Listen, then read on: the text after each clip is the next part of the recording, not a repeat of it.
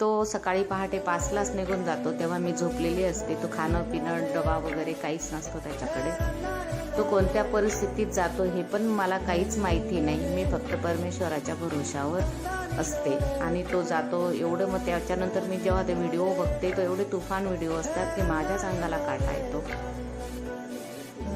त्याचा मला खूप अभिमान आहे. बस परमेश्वर त्याला भरपूर आयुष्य देवो.